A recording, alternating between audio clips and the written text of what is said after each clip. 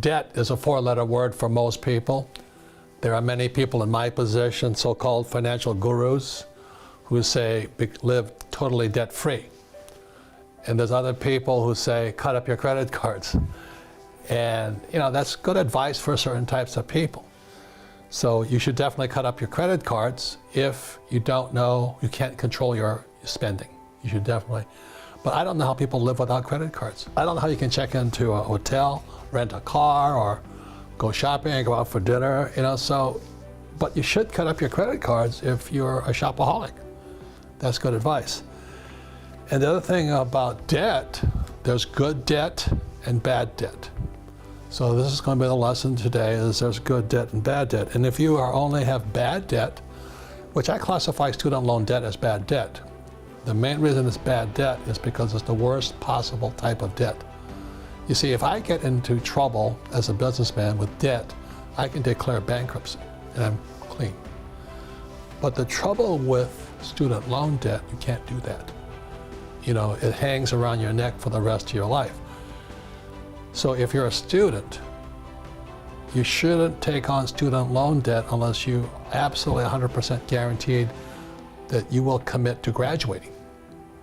So have you seen a lot of kids drop out of school? And so the problem with student loan debt is a person has to know what are they going to study. I have two friends, they're both medical doctors, and they came out of school with $500,000 in medical debt, in student loan debt, but they paid it off in 5 years because they're medical doctors. They had high paying jobs.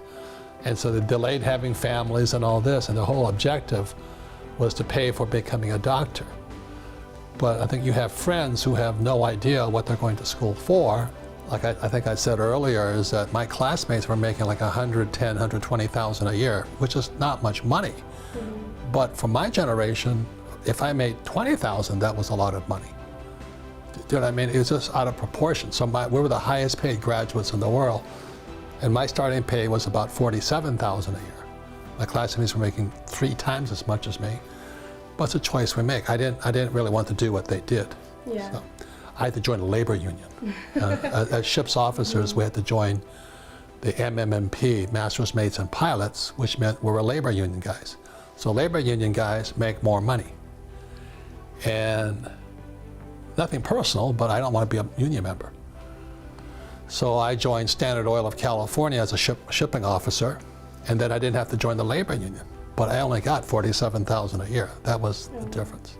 The difference is Standard Oil is still sailing, and a lot of those labor union jobs are gone because the pay got too high. Yeah. You know what I mean? So there's always a good and bad, and it's hard to understand that when you're younger. But I knew when I was 22 years old, I didn't care if they paid me $100,000 a year. I wasn't going to join a union. It was just principle. My father, poor dad, was head of the teachers union.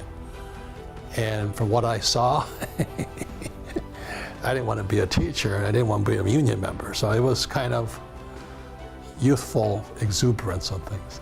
Okay. But anyway, today it's harder because you don't know what is this mysterious high-paying job. And even lawyers today are having a hard time because they don't need that many lawyers, which is a good thing. And there's artificial intelligence, which is replacing a lot of the high-end jobs. Like even accountants today, they don't need accountants because artificial intelligence can do a lot of the work for them. So that's why for your generation, student loan debt, I would say, is possibly one of the most important things you need to decide before you take on the debt. And number one, are you going to graduate? And number two, what are you going to graduate as? Exactly. Right? Any comments on that? Anything you want to talk about? I was pretty clear when I was about 15, I wanted to sail the seas. I sailed huge ships, throughout the world. But that was a dream of a kid. And by the time I was 22, I was tired of it. I didn't want to sail the world anymore. So I understand, what it's like to keep, what they call it is finding your way in life, right? Yeah. That's not easy. Mm-hmm. So I commend you guys, and that's why we're doing the Millennial Money, is because as these programs progress, you're going to find out, in my opinion, you guys have a harder road to go through than I did. For me, it was really easy. There was a lot of jobs, economy was booming and all this, and it was easier. So you guys have got to be smarter.